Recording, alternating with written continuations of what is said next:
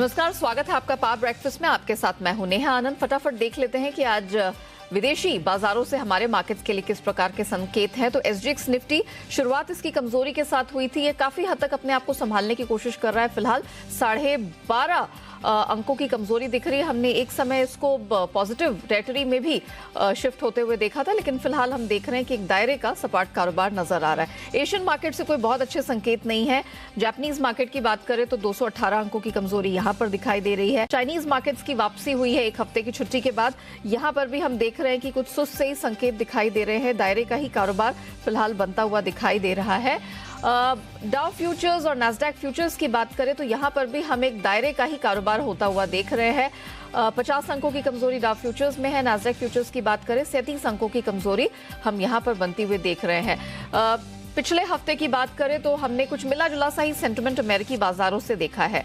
तो क्या कुछ हुआ है पिछले हफ्ते, आज किस प्रकार के संकेत आते दिख रहे हैं इक्विटी मार्केट से भी, और कमोडिटी मार्केट का मूड मिजाज कैसा है, इस पर बात करने के लिए मेरे सहयोगी कुशल गुप्ता मेरे साथ जुड़ चुके हैं। कुशल, गुड मॉर्निंग। जरा बताइए, बड़ा मिक्स बैग देखा था और पिछले हफ्ते तो हमने अमेरिकी बाजारों में हाहाकार भी देखा था जब फेसबुक, अमेजॉन इनकी तरफ से हमने उतार चढ़ाव आते हुए देखे थे। क्या कुछ हुआ है यूरोपियन मार्केट्स में, क्या कुछ हुआ है, क्योंकि वहां पर भी हम देख रहे हैं कि जियोपॉलिटिकल टेंशन बरकरार है।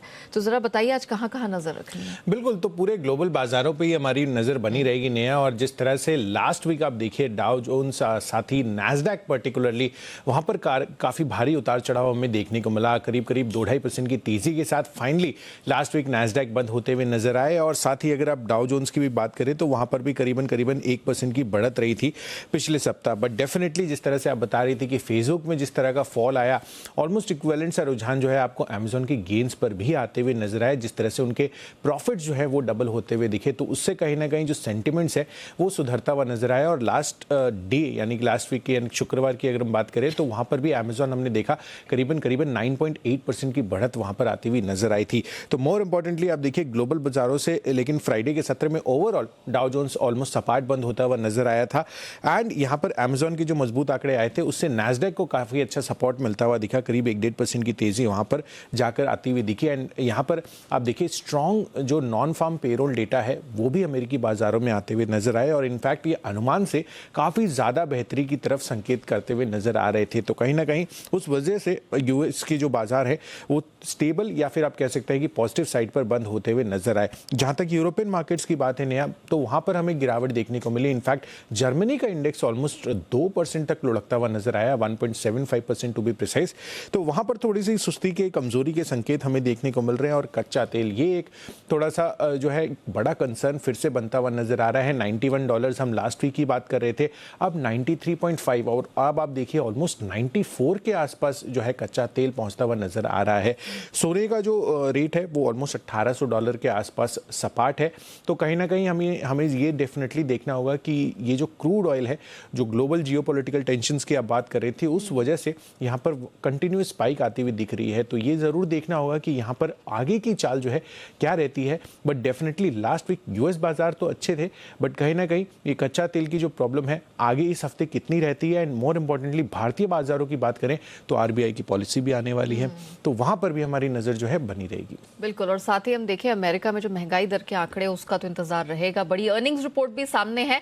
तो ये तमाम ग्लोबल संकेत है जिनका जिक्र अभी कुशल ने किया, इन पर हम नजर बनाकर रखेंगे। लेकिन चलिए आगे बढ़ने से पहले देख लेते हैं कि शुक्रवार को यानी कि पिछले हफ्ते संस्थागत निवेशकों का प्रदर्शन हमारे मार्केट्स में किस प्रकार का रहा है। तो वंस अगेन एफआईआईज की तरफ से जो बिकवाली है वो एरिया ऑफ कंसर्न है। हमने शुक्रवार को 2268 करोड़ की बिकवाली आते हुए देखी है। कैश मार्केट में डीआईआईज ने थोड़ा बहुत सपोर्ट करने की कोशिश की, 622 करोड़ की खरीदारी यहां देखने को मिली है। और एफएनओ स्पेस में भी 1691 करोड़ के आसपास की खरीदारी हमने एफएनओ स्पेस में एफआईआईज की तरफ से बनते हुए देखी है। तो जिस प्रकार के संकेत मिलते हुए दिखाई दे रहे हैं, ऐसे में मंडे मॉर्निंग बाजार का मूड मिजाज कैसा रहेगा, कहां नजर रखने की जरूरत है, इस पर बात करने के लिए जी बिजनेस के मैनेजिंग एडिटर अनिल सिंह भी हमारे साथ जुड़ चुके हैं।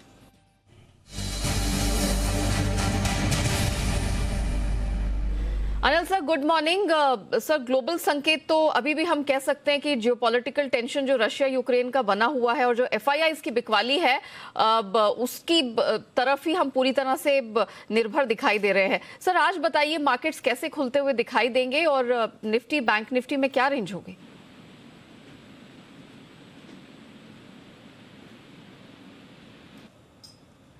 अनिल सर, आपको आवाज आ रही है? Good morning Neha. Good morning sir. आपको मैं सुन पा रहा हूँ। देखिए, मिला जुला सा कारोबार है अमेरिकी बाजारों में और ग्लोबल मार्केट में। न कोई बड़ी तेजी न कोई बड़ी मंदी के संकेत है, लेकिन हाँ, एक संकेत जरूर है, वो है उतार चढ़ाव का। काफी वोलेटाइल होते हुए दिखे अमेरिकी बाजार, चाहे वो इंडेक्स के लिहाज से देखें या फिर स्टॉक्स के लिहाज से। लेकिन हाँ, क्लोजिंग बेसिस पर अगर आप देखें और डाउ फ्यूचर्स को देखें तो संकेत मिले जुले हल्की सी नरमी के देख सकते हैं आप। और हल्की सी नरमी के संकेत आपके लिए एफआईएस की बिकवाली के लिहाज से भी है। हालांकि थोड़ी सी वायदा कारोबार में शॉर्ट कवरिंग और हल्की फुल्की खरीदारी के आंकड़े हैं, बट कैश मार्केट में अभी भी उनकी बिकवाली का दबाव है। बाजार पिछले 3 दिनों से थोड़ा सा करेक्शन के मूड में है, थोड़ा गिरते हुए नजर आ रहा है। 17,500 के अहम लेवल के नजदीक हम बंद हुए हैं। यही लेवल मेक और ब्रेक लेवल है, तो थोड़ा वक्त हम 17,450 17,575 की रेंज में बिताएंगे। जो नीचे की तरफ अब जो सपोर्ट निकल कर आएगा, अगर हम शुक्रवार का लो 17,450 के नीचे ट्रेड करना शुरू करते हैं, तो फिर आपके लिए सीधा सपोर्ट जो नजर आता है वो 17,275 से लेकर 17,350 का निकल कर आएगा। थोड़ा दूर है लेकिन वहीं पर है। ऊपरी स्तरों पर 17,600-650 के आसपास आने पर आपको प्रॉफिट बुकिंग आती हुई दिखेगी। बैंक निफ्टी भी फाइनली 39,000 के थोड़ा नीचे लगातार दूसरे दिन बंद हुआ है। अब 38,350, 38,500 बैंक निफ्टी पर तुरंत सपोर्ट है। वैसे जिस तरह के रिजल्ट्स आए बैंक ऑफ बड़ौदा के, एसबीआई के, बहुत ही दमदार है, लेकिन बात वही कि सरकारी बैंक रिजल्ट तो अच्छा दे रहे हैं लेकिन उनका वजन कम है, वेटेज कम है बैंक निफ्टी में। तो देखते हैं क्या होता है। 38,350, 38,500 बैंक निफ्टी पर सपोर्ट रेंज है और ऊपरी स्तरों पर 39,000 से लेकर 39,275 ये वो रेंज है बैंक निफ्टी पर, यहाँ पर वो रुकता नजर आएगा। तो ओवरऑल आप कह सकते हैं मिला जुला सा कारोबार आज रहने की उम्मीद है। हफ्ते के पहले दिन एक अच्छी बात है कि बाजार थोड़े से हल्के हैं, पोजीशन कम है, तो उस लिहाज से बहुत ज्यादा डाउन साइड रिस्क भी नहीं है और अपसाइड के लिए एफआईएस बेचने के लिए तैयार है, तो वो भी लिमिटेड। जी Anil sir, thank you so much हमारे साथ जुड़ने के लिए, बताने के लिए कि मंडे मॉर्निंग हमारे दर्शकों के सामने कैसे विकल्प है। मैं दोहरा दूं, अनिल जी ने कहा है कि आज डाउनसाइड रिस्क कम है, तो आपके पास सपोर्ट निफ्टी में 17,275 350 के, अपसाइड में 600 650 तक के लेवल्स निफ्टी में बनते हुए दिख रहे हैं। सिमिलरली बैंक निफ्टी की बात करें, अच्छा कन्विक्शन यहाँ पे भी है, 38,350 500 एक सपोर्ट रेंज का काम करेगा और अपसाइड में 39,000 39,275 ये एक अपर रेंज बैंक निफ्टी में बनती दिख रही है। चलिए, हमने ब्रॉडर मार्केट्स के बारे में तो अनिल जी से जान लिया और ये भी जान लिया कि निफ्टी बैंक निफ्टी में क्या रेंज है जहां आपको कारोबार करने का मौका मिलेगा, लेकिन स्टॉक स्पेसिफिक एक्शन की लिस्ट भी हमारे पास बिल्कुल तैयार है। मेरे साथ मेरे सहयोगी वरुण दुबे जुड़ चुके हैं, जिनसे हम जानेंगे कि रिजल्ट सीजन में पिछले हफ्ते किस प्रकार के नंबर्स आए। तो बताइए, लंबी चौड़ी लिस्ट रही है, अच्छे नंबर्स रहे हैं, निराशाजनक रहे हैं, कैसे रहे हैं? निराशा तो बिल्कुल नहीं है, या तो अच्छे है या मिक्स है, तो वो ठीक है। और जैसे कि अनिल जी भी हाईलाइट कर रहे थे, पीएसयू बैंकिंग स्पेस बहुत अच्छे नतीजे आए हैं। लेकिन शुरुआत टाटा स्टील से करता हूँ क्योंकि सबको इसी पे नजर थी कि टाटा स्टील किस तरह के नतीजे देता है। और देखिए, तगड़े नतीजे हैं, इन लाइन है। मार्जिन अगर आप देखेंगे तो 26% के आसपास आए हैं। कंपनी के रेवेन्यू 60,780 करोड़ पे आए हैं, 58,500 करोड़ के आसपास का अनुमान था। और कंपनी का मुनाफा जो है 9,573 करोड़ के आसपास आया है, 9,244 करोड़ के आसपास का अनुमान था। तो हर पैरामीटर पे इस कंपनी के नतीजे जो है वो काफ़ी अच्छे हैं, तो कोई दिक्कत की बात नहीं है। यूरोप में भी जो परफॉर्मेंस है स्ट्रॉन्ग रहा है। एसबीआई अनुमान से बेहतर नतीजे है और तगड़े नतीजे इस कंपनी ने भी पेश किए हैं। 3687 करोड़ के आसपास एनआईआई आया है। प्रॉफिट जो है 62% बढ़ा है। नेट इंटरेस्ट मार्जिन जो है उसमें भी बढ़ोतरी हुई है, 3.34% से बढ़ के 3.4%। ग्रॉस एनपीएस में कमी हुई है, 4.9% से गिर के 4.5% के आसपास आए हैं। तो एसबीआई तगड़े नतीजे हैं। श्री सीमेंट नतीजे ठीक ठाक है, हालांकि मार्जिन जो है वो थोड़े गिरे हैं, तो ये एक दिक्कत की बात है। रेवेन्यू जो है 6.8% बढ़े हैं, मार्जिन जो है 32.8% से गिर के 23.2% के आसपास आए हैं और मुनाफा जो है 492 करोड़ के आसपास आया है। तो बॉटम लाइन और ऑपरेशनल परफॉर्मेंस जो है वो थोड़ा वीक है इस कंपनी का। हालांकि 45 रुपीज़ प्रति शेयर के आसपास का डिविडेंड का ऐलान कंपनी ने किया है। इंटरग्लोब एविएशन नतीजे अच्छे हैं, अनुमान से बेहतर है। रेवेन्यू 65-66% बढ़े हैं। एबिटा मार्जिन देखिए 21.5% पे आया, जो कि अनुमान से काफ़ी बेहतर। और घाटे से कंपनी मुनाफे में आई है। 130 करोड़ का मुनाफा कंपनी ने किया है, 400 करोड़ के घाटे का अनुमान लगाया जा रहा था। इसके अलावा जीमेंस यहाँ पे थोड़े कमज़ोर नतीजे हैं। रेवेन्यूज़ 11.7% बढ़े हैं, लेकिन मार्जिन गिरा है, 10.2% पे आया है। मुनाफा जो है 245 करोड़ पे आया है, 6.5% के आसपास की गिरावट यहाँ है। बैंक ऑफ बड़ौदा बेहतरीन नतीजे हैं। एनआईआई 14% बढ़ा है। मुनाफा देखिए 1061 करोड़ से बढ़ के 2197 करोड़ पे आया है। नेट इंटरेस्ट मार्जिन में बढ़ोतरी हुई है। ग्रॉस एनपीएस जो है वो कम हो चुके हैं। आरती इंडस्ट्रीज नतीजे अच्छे हैं। रेवेन्यूज दुगने हो चुके हैं। मार्जिन देखिए 24% से बढ़ के 41%। मुनाफा 165 करोड़ से बढ़ के 72 करोड़ के आसपास आया है, तो ये अच्छे नतीजे हैं। इसके अलावा कुछ कैश के नतीजे और उसमें हाल ही की लिस्टेड कंपनी पेटीएम, यहाँ पे कंपनी ने घाटा किया है 778 करोड़ का। रेवेन्यू और एबिटा तो अच्छे बढ़े हैं, लेकिन घाटा कंपनी को हुआ है, तो ये एक दिक्कत की बात है। देखना होगा किस तरह का रिएक्शन देखने मिलता है। नारायण हेल्थ अच्छे नतीजे, बहुत ही बेहतरीन नतीजे हैं। रेवेन्यूज तो अच्छे बढ़े, लेकिन मार्जिन देखिए 16.7% से बढ़ के 18.2%। मुनाफा जो है उसमें करीब 2.5 गुने के आसपास की बढ़ोतरी देखने मिली है। इसके अलावा दो और हाल ही की लिस्टेड कंपनी सीएमएस इन्फोसिस्टम, अच्छे नतीजे हैं। मार्जिन, रेवेन्यूज, मुनाफा तीनों में अच्छी खासी बढ़ोतरी देखने मिली, खासकर मार्जिन में 3.5-4% के आसपास का इजाफा है। और गो फैशन अच्छे नतीजे हैं, रेवेन्यूज 46% बढ़े हैं, मुनाफा 33%, मार्जिन जो है 31% से बढ़ के 37% के आसपास आया है। चलिए, तो ये तो वो नंबर्स रहे जो हमने पिछले हफ्ते आते हुए देखे, जिसका विश्लेषण वरुण ने रखा। लेकिन वरुण, जरा बताइए आज कौन कौन सी कंपनियों के नतीजे आने वाले हैं? ऑफ कोर्स खबरें भी बहुत सारी हैं, तो उन खबरों के दम पे कौन कौन से स्टॉक्स चढ़ेंगे या उतरेंगे, क्या होगा? तो आज निफ्टी की कोई कंपनी नहीं है, एफएनओ स्पेस से है, नैल्को और टीवीएस मोटर्स। तो यहाँ पे आपकी नजर होनी चाहिए, ये दो कंपनी अपने नतीजे पेश करेगी। और याद रखिए आरबीआई की जो एमपीसी बैठक थी वो एक दिन की वजह से टल चुकी है, तो अब 8 फरवरी को रीशेड्यूल हो चुकी है वो, और आरबीआई की पॉलिसी जो है वो 10 तारीख को आएगी। इसके चलते आपको यहाँ नजर रखनी है। हाँ, और आज फॉरेक्स मार्केट भी बंद है, तो इसके ऊपर भी नजर रखिएगा। कोफोज की इंटरिम डिविडेंड की एक्स डेट है 13 रुपये प्रति शेयर की। सर्किट फिल्टर में रिवीजन हुआ है काफ़ी सारे स्टॉक्स के, जिसमें 5% से 10% हुआ है। आईएफएल फाइनेंस, पीएनबी हाउसिंग, तो ये तमाम वो कंपनी है जहाँ पे नजर रखनी है। 10 से 20 हुआ है जीएमडीसी, एचओईसी, ग्रीव्स कॉटन। 5 से 10 हुआ है रेणुका शुगर, पूना वाला फिनकॉप, इसके अलावा अडानी ग्रीन। तो यहाँ पे नजर रखिएगा। तो ये सर्किट फिल्टर रिवीजन की बहुत लंबी लिस्ट है, वहाँ पे एक एक करके आपको नजर रखनी है। वेदांत फैशन, पहले दिन जो टोटल सब्सक्रिप्शन है करीब 14% के आसपास का ही है। देखते हैं आज और कितना सब्सक्रिप्शन मिलता है। गोदरेज प्रॉपर्टीज पे नजर रखिएगा। फ्राइडे के ट्रेडिंग सेशन में दमदार पिटाई हुई थी, क्योंकि डीबी रियल्टी के साथ इन्होंने करार किया था। वो जो निवेश करने की योजना है उसको फिलहाल इस कंपनी ने खारिज कर दिया है। तो ये एक रिलीफ की बात होगी गोदरेज प्रॉपर्टीज के शेयर होल्डर्स के लिए, या फिर क्योंकि पिछले ट्रेडिंग सेशन में काफ़ी पिटा था ये स्टॉक। एफडीसी 9 फरवरी को बोर्ड की बैठक है, बायबैक पे कंपनी जो है विचार करने वाली है। इसके अलावा गोवा की ओरल सॉलिड डोसेज फैसिलिटी जो है उसको मलेशिया के नेशनल फार्मास्यूटिकल रेगुलेटर एजेंसी जो है उससे जीएमपी यानी कि गुड मैन्युफैक्चरिंग प्रैक्टिस जो है उसका सर्टिफिकेट मिला है। गल्फ ऑयल 9 तारीख को बोर्ड की बैठक है, बायबैक पे विचार करने वाले हैं, यहाँ पे नजर रखनी है। और गुजरात सिद्धि सीमेंट और सौराष्ट्र सीमेंट पे नजर रखेगा, क्योंकि स्कीम ऑफ अमेलगमेशन को अप्रूवल मिला है। गुजरात सिद्धि सीमेंट का विलय जो है सौराष्ट्र सीमेंट में होगा, और गुजरात सिद्धि सीमेंट के हर 100 शेयर के लिए शेयर होल्डर्स को सौराष्ट्र सीमेंट के 62 शेयर मिलने वाले हैं। तो ये भी एक अपडेट है।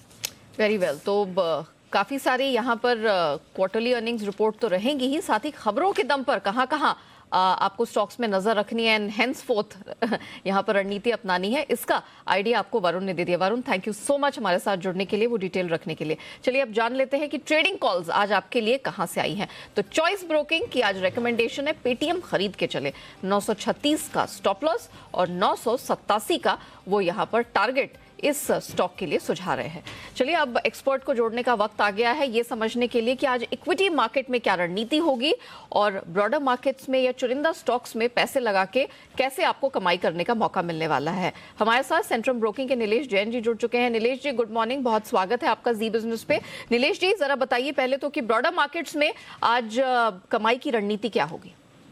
गुड मॉर्निंग जी। देखिए, ओवरऑल अगर हम स्ट्रक्चर की बात करें तो पिछले सप्ताह हमने एक पॉज आते हुए देखा था।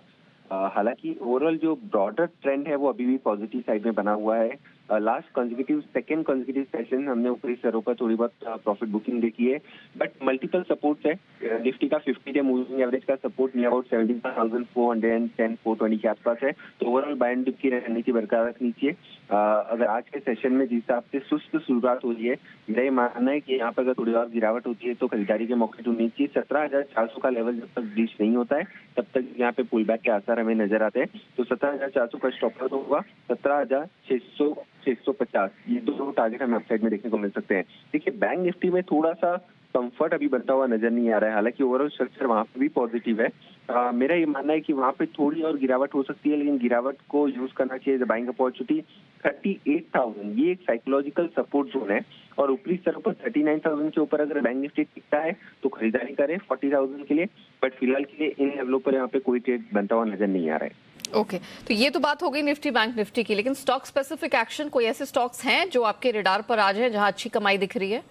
बिल्कुल नेहा जी, देखिए दोनों खरीदारी के काउंटर है। सबसे पहले चोलामंडलम फाइनेंस, इस पर्टिकुलर काउंटर में हमने हाल ही में नतीजे आए थे और उसके बाद काउंटर ने एक पॉजिटिव मोमेंटम दिया है और उसके बाद देखिए तो लगातार एक तीसरे कंसेक्यूटिव साल हमें ब्रेकआउट देखने को मिल रहा है। तो 3 साल का कंसोलिडेशन ब्रेकआउट हमें फ्राइडे के सेशन में आता हुआ देखने को मिल रहा था। बहुत ही बड़ा ब्रेकआउट है। ऊपरी स्तरों पर 700 के पार काउंटर जाता हुआ नजर आ सकता है। 662 का स्टॉप लॉस रखने की सलाह होगी।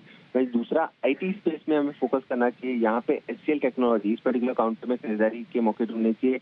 1146 के स्टॉप लॉस से 1195 टू 1220 तक की अपसाइड यहाँ पे पॉसिबल है। वेरी वेल नीलेश जी, बहुत शुक्रिया आपका हमारे साथ जुड़ने के लिए, बताने के लिए कि मंडे के मार्केट में कहां आज कमाई के मौके इक्विटी स्पेस में देखने को मिल सकते हैं। कमोडिटी बाजार में आज के लिए क्या रणनीति है, ये समझाने के लिए हमारे साथ मोतीलाल ओसवाल के अमित सजेजा जुड़ चुके हैं। Amit ji, good morning. Across the board non agri space में हमने जबरदस्त स्ट्रेंथ पिछले हफ्ते देखी है। कच्चा तेल वंस अगेन अब हम देख रहे हैं बढ़ोतरी दिखा रहा है, $94 के करीब ब्रेंट है। जरा बताइए, कच्चे तेल में क्या आज स्ट्रेंथ बरकरार रहेगी? 7,000 का आंकड़ा पार होते देख रहे हैं? जी नमस्कार। जी डेफिनेटली पिछले हफ्ते भी जैसे हमारी बात हुई थी कि 7,000 से 7,100 का एक लक्ष्य जो पोजिशनल बेसिस पे दिखाई दे रहा है और अब हम काफी करीब हैं उस लक्ष्य के। तो प्योरली शॉर्ट टर्म की बात करें तो मुझे लगता है कि 6,800 से 6,850 के बीच कहीं नहीं मिले M6 पर तो एक बाइंग अपॉर्चुनिटी प्रोवाइड करेगा बाजार और अपसाइड में 7,000 के करीब का इमीडिएट टारगेट लेके चला जा सकता है। सोने चांदी में क्योंकि आज हम देख रहे हैं कि इंटरनेशनल मार्केट में एक दायरे का ट्रेड है, फ्लैट टू पॉजिटिव कारोबार सोने और चांदी दोनों में दिख रहा है, क्या रणनीति अपनाए घरेलू बाजार में? जी देखिए, डॉलर इंडेक्स में जो पिछले हफ्ते गिरावट आई है उसके बाद गोल्ड को $1,780 के करीब स्पॉट में दोबारा सपोर्ट मिला है। फिलहाल $1,810 के रेट चल रहे हैं। तो मुझे लगता है कि क्योंकि निचले स्तरों से बाइंग आ रही है तो वो ट्रेंड जारी रहेगा। डोमेस्टिक मार्केट में 47,900 के करीब मिले तो बाइंग अपॉर्चुनिटी होगी और अपसाइड में मेरा मानना है 48,150 से 48,200 तक के टारगेट्स लेके जा सकते हैं गोल्ड में। सिमिलरली सिल्वर में 60,000 के करीब एक इम्पोर्टेंट सपोर्ट है। जब तक वो ले रहा है तब तक अपसाइड में 61,600 से 62,000 तक के लेवल देखे जा सकते हैं। ओके, मेटल स्पेस में भी हमने जबरदस्त स्ट्रेंथ देखी है, फंडामेंटल्स इसको काफी अच्छे तरीके से सपोर्ट कर रहे हैं। खास तौर से रेडार में हमारे निकेल और एल्यूमिनियम रहा है जिन्होंने जबरदस्त स्ट्रेंथ दिखाई और इस साल भी they are touted to be best performers. मुझे बताइए, मेटल स्पेस में अगर कहीं कमाई करनी हो तो कहाँ होगी? जी डेफिनेटली ये दो मेटल्स इम्पोर्टेंट है। निकेल खास करके मेरा मानना है कि हम ये पूरे साल का अगर लक्ष्य लिया जाए तो 2,000 का जो आंकड़ा है M6 पर पार हो सकता है। वेरी शॉर्ट टर्म बेसिस 1820 के जो रिसेंट हाइज थे वो दोबारा देखे जा सकते हैं। तो निकेल में कमाई का अच्छा मौका है। ओके, कॉटन पर एक बार अपनी राय जरूर शेयर करिए अमित, क्योंकि हम देख रहे हैं रिकॉर्ड स्तर पर है और कहीं भी तेजी पे ब्रेक लगता हुआ नहीं दिख रहा है। अंतर्राष्ट्रीय बाजार का लगातार सपोर्ट इसको मिला हुआ है। घरेलू बाजार में अब अगला पड़ाव क्या होगा यहाँ से, क्योंकि पिछले हफ्ते तो हमने तकरीबन 250 रुपए की स्ट्रेंथ के साथ इसे क्लोज होते देखा है। जी इमीडिएट तौर पर मेरा मानना है कि 38,300 के करीब के लक्ष्य लेके जा सकते हैं और पोजिशनल बेसिस पे 40,000 के काफी करीब जाने की पॉसिबिलिटी M6 ऑर्डर में बनी हुई है। Okay Amit, thank you so much आज हमारे साथ जुड़ने के लिए, बताने के लिए आज किन किन कमोडिटीज में नजर रखनी चाहिए और कहां मिलेगा कमाई का मौका। इसी के साथ पावर ब्रेकफास्ट को यहीं समेटते हैं, लेकिन बने रहिएगा जी बिजनेस के साथ। ब्रेक के बाद हम आपके लिए पेश करेंगे ट्रेडर्स डायरी, जहां आपको मिलेंगे आज के लिए 20 दमदार ट्रेडिंग आइडियाज।